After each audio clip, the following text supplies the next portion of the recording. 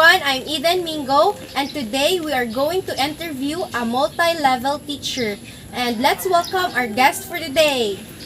Hello everyone, good afternoon. It is my pleasure to be invited by this special someone. So let me introduce first myself. I am Mrs. Alona Mingo Tugado and I am 41 years old. I am currently teaching at Talamba National High School. I am handling last year a grade 7 and a grade 8 classes.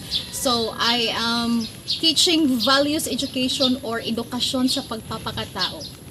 So today, ma'am, I'm going to ask you 3 questions on how you handle the multi-class and what are the advantages, disadvantages, and how you cope up during this pandemic. So the first question, ma'am, is what are the challenges that you have experienced during this pandemic? Well, teaching this pandemic is indeed a very challenging task. Why? Because we were not prepared. We were not prepared for this situation, and all we did was really to challenge ourselves and to our. And let me mention some of the challenges that we encountered the last year as the implementing year for the pandemic. First is, let us talk about the preparation of the modules. So we are going to wait until a writer sends some official module to the division, and then our office is in charge of printing, and we teachers are in charge for this how we call this, bundling, sorting of the modules that is intended for the printed modular students. However, on the other side, we are also catering our students who choose the offline delivery or offline type of module. So in that manner, we are going to have an online time with an online contact with a minimum of at least 2 hours in a week, and we are going to follow up them through Messenger, through and any other platforms, just to reach out to them. So the challenge is really we need to be we need to have a proper internet connection, and aside from that, as a teacher, it is very hard in our part because we need to shift. Our focus is shifting from time to time. So like for example, this time we are focusing on our printed modulister. How are they coping up? How are they answering their modules? And at the same time, we're going to contact their parents as a means of follow-up. On the other hand, we are going to give time also to the offline modular students, reaching out their parents. And as a teacher, it's really the hardest part there is your time, because aside from we are going to render to report to the school, we are also, even if we are at home, we are also catering the needs of those students, both in the offline and both in the printed setup.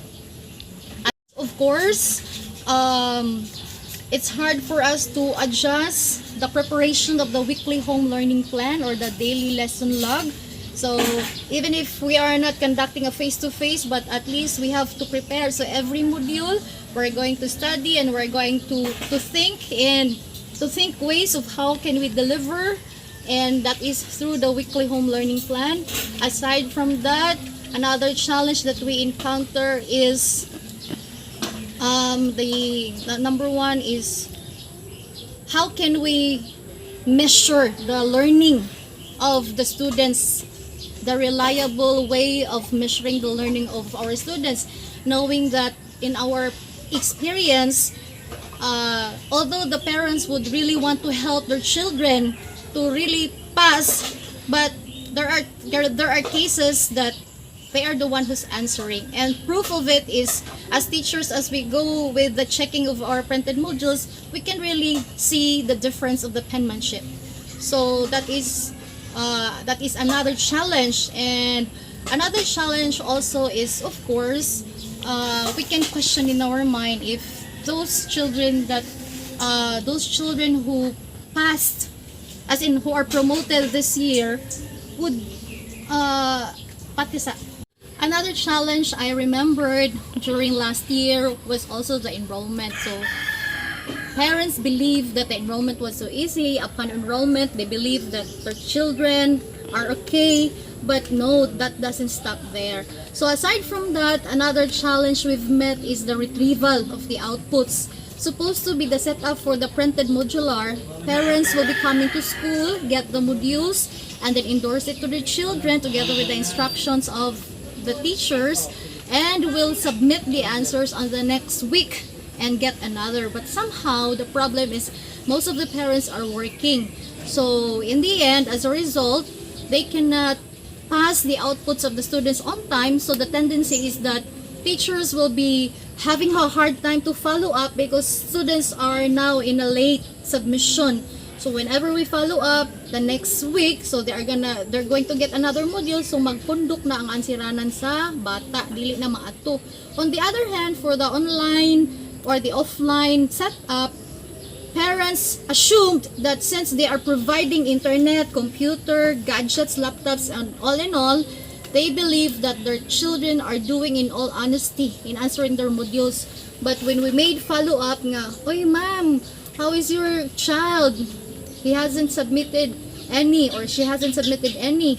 But when they talk to the child, the tendency is they are engaged in other computer activities such as gaming and chatting. So there is what we call a distraction on the online. So those are the challenges that we encountered during this pandemic. So my number 2 question, ma'am, what are the advantages and disadvantages or constraints of being a teacher in a multi-level class? With the advantages, of course, it's an advantage for you as a teacher because you will grow not just professionally, but of course your knowledge, you will be more equipped, not just in a certain level that you're handling, but you can level up. So learning does not end in just handling one level of classes. So the advantages is you can improve yourself, you can believe in yourself, and of course you can have a level of self-esteem that you can say in yourself, I can do this, I can make this. But then aside from the advantages, it has also there are also disadvantages. Number 1 is of course you will spend more time in the preparation of your lesson plan. You cannot come to your classroom without your lesson plan being prepared, and of course you need more time to master the topics. So you will be studying, we will be studying two topics or 2 preparations. And another thing is that it will another disadvantages is you need more time to adjust, to learn the behavior of the children. So for example, to learn the extremities of the behavior of the children. So for example, if you're handling grade 10, so this group of children are more mature compared to the lower years. Say for example, the grade 7. So when you're there, so of course different environment because these children are more energetic.